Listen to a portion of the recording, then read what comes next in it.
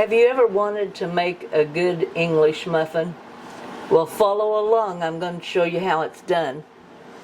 Here in it's plastic. I have 1 cup of buttermilk, and to that I'm going to add 1 tablespoonful of butter. You know it's going to be good if we're going to add a little butter, don't you? I'm going to put this in the microwave for about 55 seconds, not quite a minute. I want that butter to melt and kind of warm up. I want this milk, if I was to temp it, to be between 110 and 112. Okay, we're gonna kind of stir that up a little bit. It's gotten a little foamy. To that, I'm going to add 1 tablespoonful of sugar.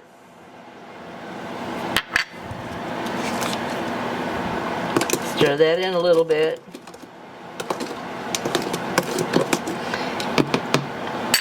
And 1 packet of rapid rising yeast.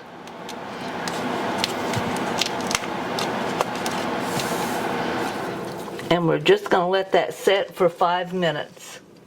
Now while that's setting, here in this cup I have 2 1/4 cups of flour. And to that I'm going to add half a teaspoon of salt.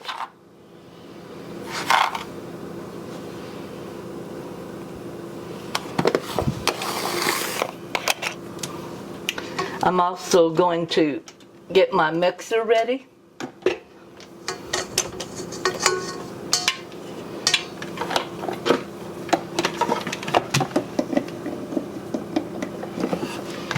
Going to put my dough hook on the mixer.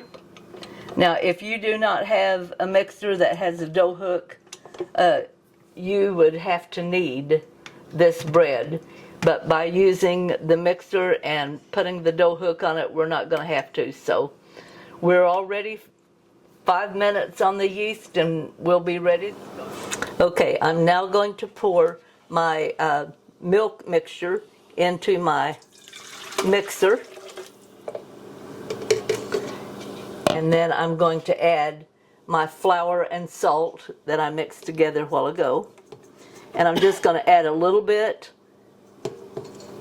and then I'm going to turn the mixer on, let that begin to knead that in, add a little bit at a time, just like you would if you was going to do this by hand.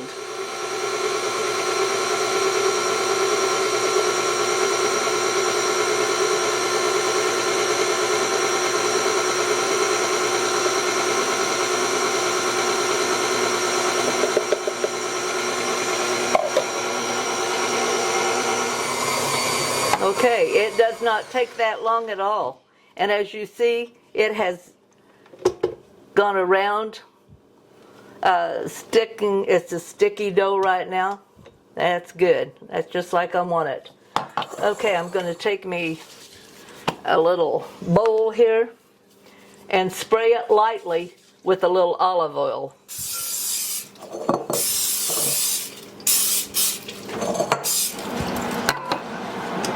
Take my flour mixture,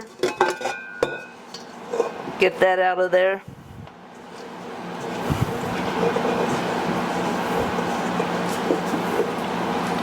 Put that in my bowl.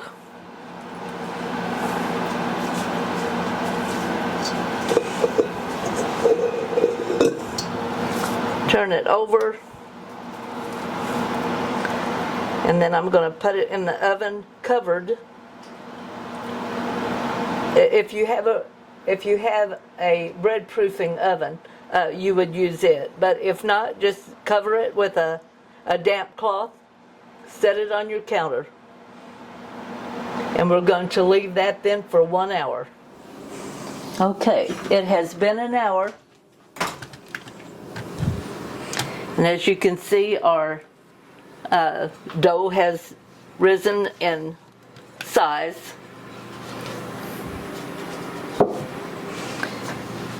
Now I've dumped it out on this lightly floured. I'm going to roll it on this because it just make it easier for cleanup. You don't need a whole lot of flour, and you're going to get this to where it's just about between 1/4 and 1/2 inch thick. Then you're going to take your little biscuit cutter, flour it just a little bit.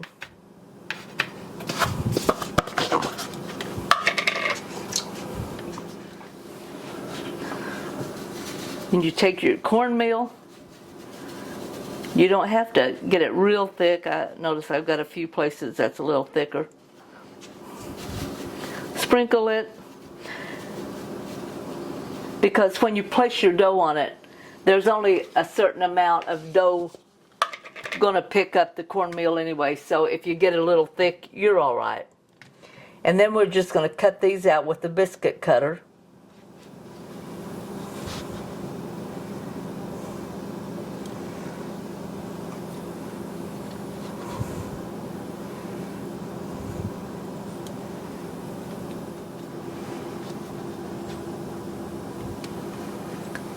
Now we're going to re-roll what we have left, just like you would with biscuits, what you have left with the dough. And I'm going to transfer these over. If I would have cut that off even, that turned out better. Transfer those over onto my cookie sheet, onto the dough, or onto the meal, the cornmeal.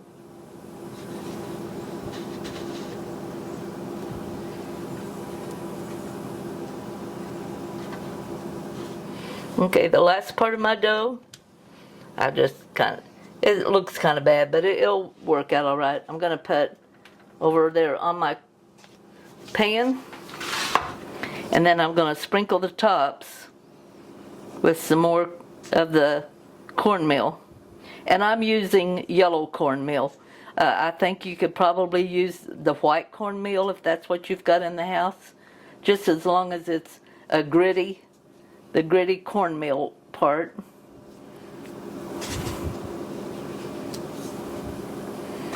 And I'm now going to cover them back up, put them back in to set for 1 more hour. Okay, our time is up, and I'm going to slip these out of the oven there where I've been proofing my bread. Take the lid off.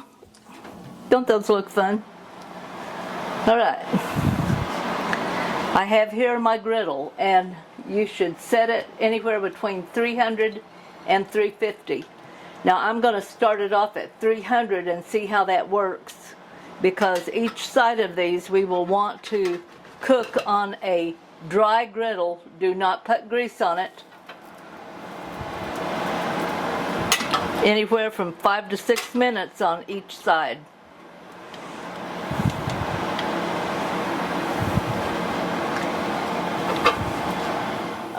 Okay, our time is up. Gonna flip that over.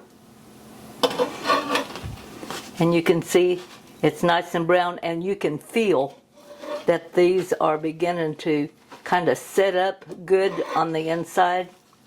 Still light and fluffy. I can feel the lightness in them.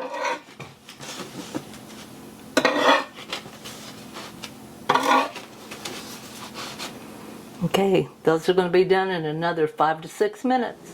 Okay, our time is up. Now you can just pick those up. You don't need a spatula, but I kind of wanted one. I just wanted to show you how nice that looks.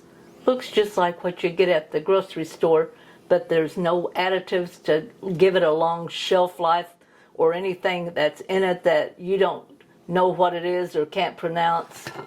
Those are going to be great. I'm going to have one of those with a little butter. Maybe a little honey, maybe a little jelly, maybe some of both. If you want a good English muffin for breakfast or for any other time, give this recipe a try. It's easy and it's good. Now you can try to cut these with a serrated knife if you want to, but really all you have to do is take your fork, Run it around the side like this. Just poke your little holes in there. Whew, those still warm.